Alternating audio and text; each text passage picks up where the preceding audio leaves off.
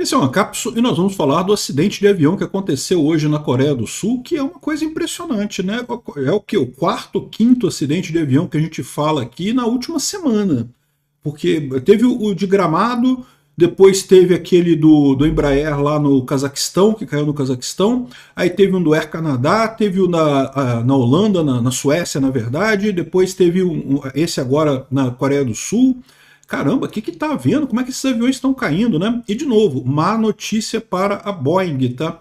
De todos esses aviões, 2 deles eram 737-800, inclusive esse da Coreia do Sul, e é um avião que tinha um bom registro como, né, um avião confiável e coisa e tal, mas aparentemente a Boeing tem realmente tido problemas aí com confiabilidade de algumas aeronaves, desde o problema com o 737 MAX, que parece que é um problema atrás do outro com a Boeing, né? Vamos entender esse caso aqui. Essa notícia foi sugerida por Márcio Porchman, formou em Hogwarts, colheita entrará o grosso e várias outras pessoas. Obrigado aí ao pessoal que sugeriu notícias lá no nosso site, no visãolibertaria.com, e obrigado a você que está assistindo o nosso vídeo. Se você gosta do nosso conteúdo, por favor, deixe o seu like e se inscreva aqui no canal, né? O mais curioso é que foram 4 acidentes com explicações diferentes, com casos totalmente diferentes, com situações que realmente não dá para dizer que teve um problema único nisso daí, né?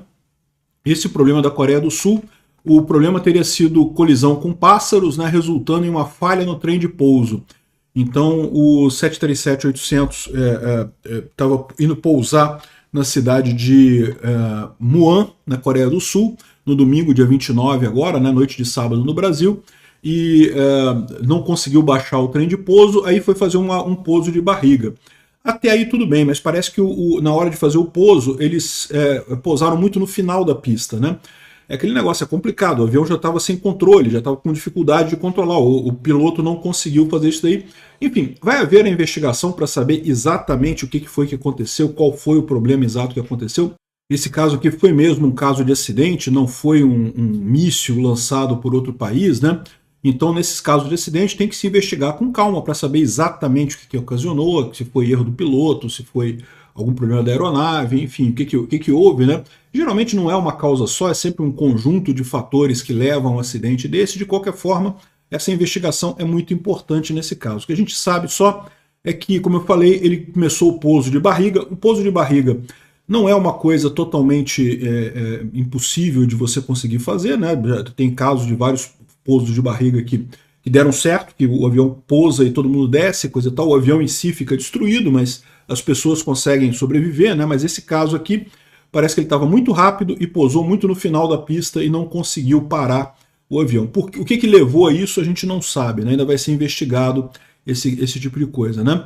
Até agora confirmamos 29 mortes no acidente, mas a verdade é que a situação foi bastante crítica. Eu não posso mostrar o vídeo aqui, porque o YouTube não gosta quando mostra esse tipo de vídeo, mas o avião ele chega no final da pista e se choca com uma barreira de concreto que tinha no final da pista, explode totalmente.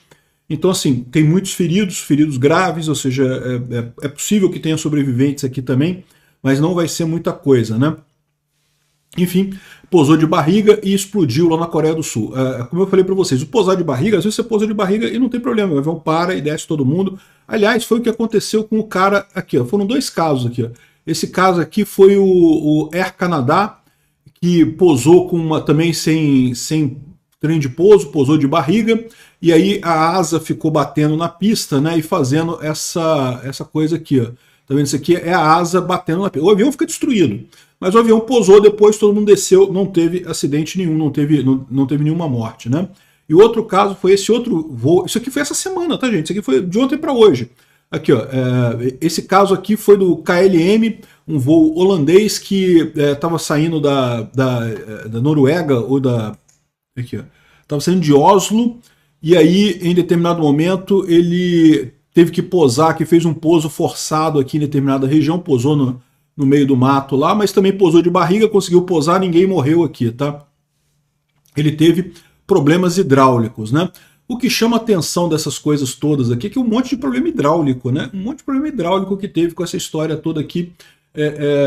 Tudo bem que o problema hidráulico do Embraer 190, que lá do Cazaquistão, foi causado pelo míssil, né? Então teve a explosão lá, o Putin continua usando a aviação civil com um país em guerra, não deveria, já deveria ter parado como a Ucrânia fez, mas continua usando isso. Então a defesa antiaérea confundiu o avião com um drone ou com alguma outra coisa, erraram, né?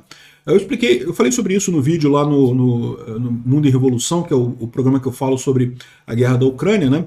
O pessoal fica falando assim, mas como é que confundiram um drone com um avião, né? A diferença é muito grande. Gente, isso é tudo, para o operador da defesa antiaérea, isso tudo é pontinho no radar, tem um pontinho no radar ali. Se o programa for bom, o sistema de defesa for bom, ele consegue dizer qual tipo de avião que é e coisa e tal, mas se não for, nem isso consegue dizer. Então, ou seja, não tem jeito, o operador errou ali, mandou o míssil e acabou derrubando um avião civil, né? A chance disso acontecer é muito grande, erra-se muito em defesa antiaérea. Por isso que a Ucrânia fechou o espaço aéreo para voos comerciais. Quando você vai para a Ucrânia, como eu fui várias vezes já, você pega um trem em Varsóvia, vai de trem de Varsóvia até Kiev, né? São 17 horas de trem. É um trem longo pra caramba. Por quê? Se tivesse avião seria muito melhor, de avião você ia em 2 horas.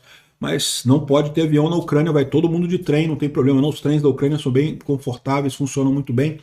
Então essa é a situação, é isso que a Rússia tinha que fazer também, né? Pelo bem da população deles, parar com o voo com a aviação comercial, né? Enfim, mas de qualquer forma, esse míssil que atingiu o avião lá em Grozny também quebrou o sistema hidráulico do avião, né? Aqui também parece que foi pane hidráulica, aqui também estão dizendo que foi pane hidráulica causada por pássaros, né? Realmente chega a ser uma coisa estranha a quantidade de avião com pane hidráulica que teve aqui, né? Ou seja, como o pessoal está comentando aqui, foram 4 acidentes na última semana. Isso aconteceu na última semana, os 4 casos aqui na última semana. Infelizmente, 2 deles com mortos. Lá do Cazaquistão teve, né, metade dos passageiros morreram. Esse agora da Coreia do Sul, a gente ainda não sabe o número de mortos e sobreviventes, mas acredito que sobreviventes vão ser poucos nesse negócio, a explosão foi realmente muito forte, né? Os outros 2 não teve feridos, não teve mortos. Então, 4 acidentes em uma semana. O que está acontecendo, meu amigo? O que estão fazendo por aí, né?